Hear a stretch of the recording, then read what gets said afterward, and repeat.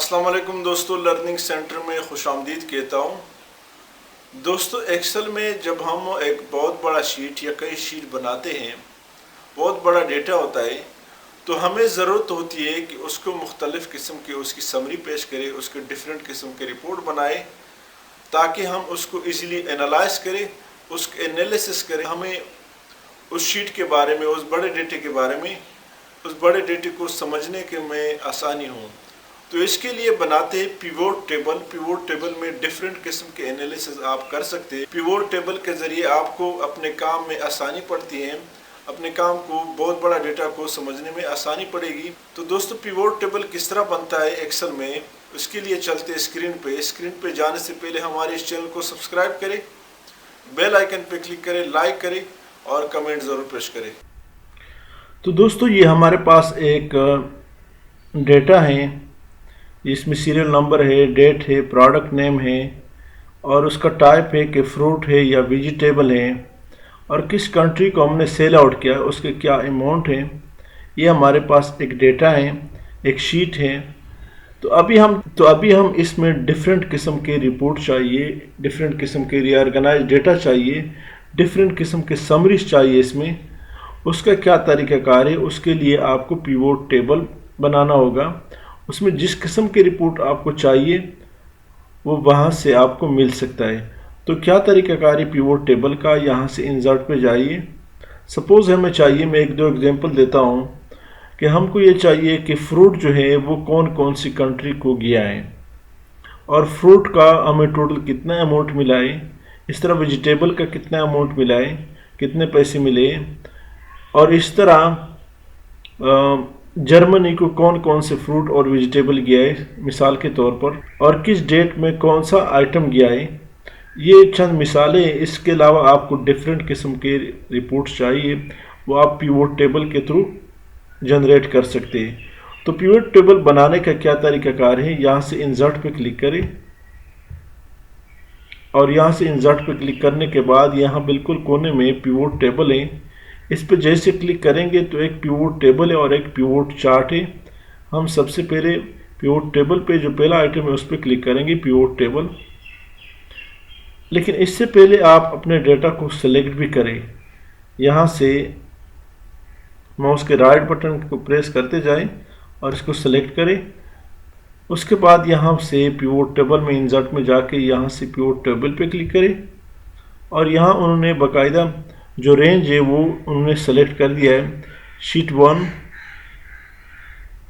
उन्होंने जितना एरिया हमने सेलेक्ट किया उसको उन्होंने यहाँ से रेंज दे के सेलेक्ट कर दिया। अब यहाँ पे उन्होंने आपको ऑप्शन दिया है कि नया वर्कशीट क्रिएट करना चाहते हैं या मौजूदा जो आपका वर्कशीट है इसमें पिवोट टेबल बनाना चाहते हैं। जबकि हम चाहते हैं कि नया वर्कशीट हो, उसमें हम पिवोट टेबल बनाएं।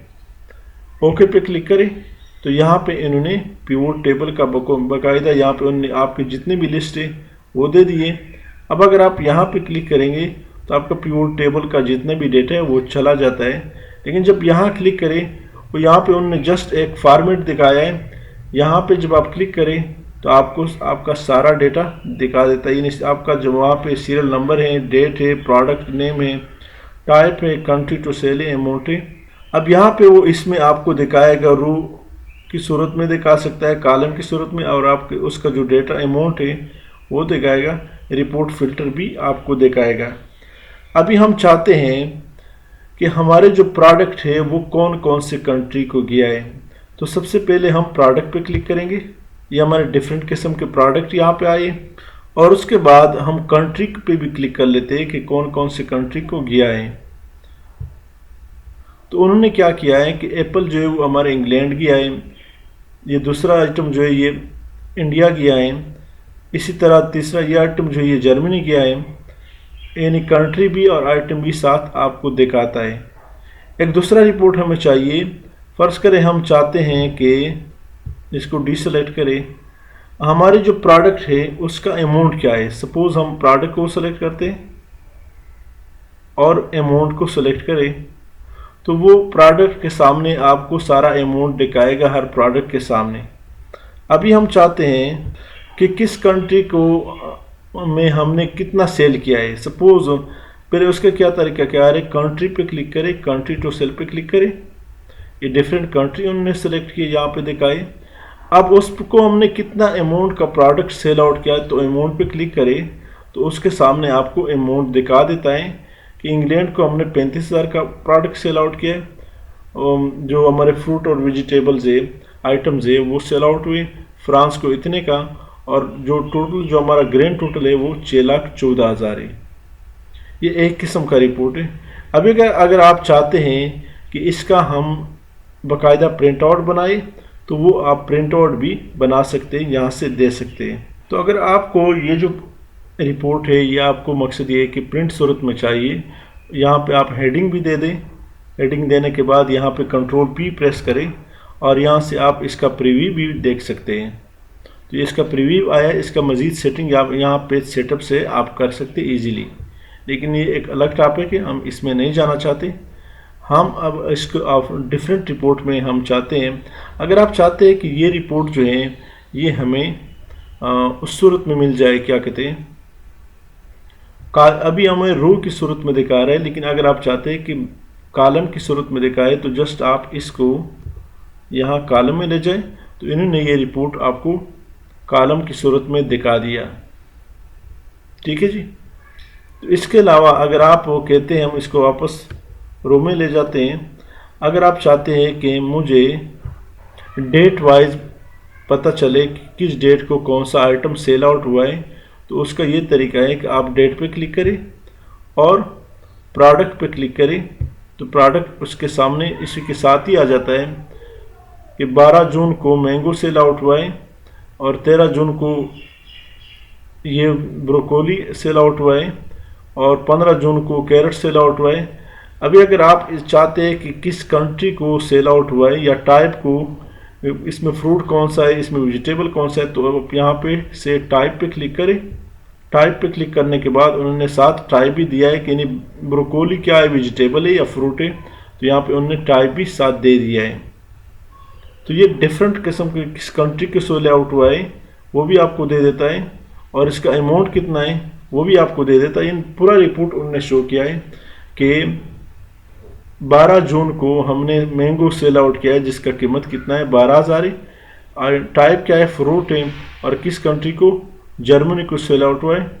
अब इस रिपोर्ट को अगर हम ये करें इसका कि प्रोडक्ट के साथ इसको यहाँ पे कॉलम में ले जाए और कंट्री को भी यहाँ पे ले जाए, इन्हें आप जिस तरह बनाना चाहते हैं, जो तरीक़ाकार जिस तरीके से आपको चाहिए उसी तरीके से ये आपको दे देता है। पिवोट टेबल में आप इजीली बना सकते हैं जिस तरह बनाना चाहते हैं।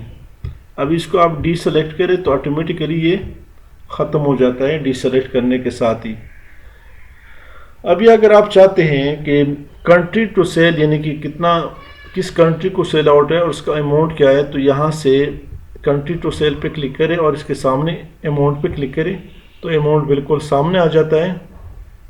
इसके बाद आप टाइप पे भी सेलेक्ट करें तो टाइप भी इसके सामने ही आ जाता है, या प्रोडक्ट भी दे सकते हैं या डेट भी दे सकते हैं, यानी जिस तरह का आपको रिपोर्ट जाए वो इजीली आप पिवोट टेबल के थ्रू आप बना सकते हैं। तो दोस्तों अब हम इसको एक और किस्म का रिपोर्ट हम बनाना चाहते हैं, यहाँ पे टाइप दे दें, बल्कि यहाँ पे प्रोडक्ट नेम दे दें, यहाँ पे कंट्री टू सेल दे दें, बल्कि यहाँ पे हम टाइप दे देते हैं और यहाँ से अमाउंट देते हैं। तो अभी हम चाहते हैं कि ये जो टाइप है इसको कॉलम में ले जाए।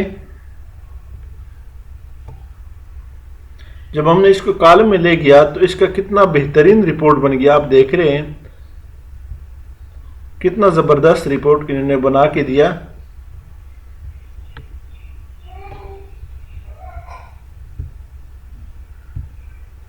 आप इसको बॉर्डर भी दे सकते हैं,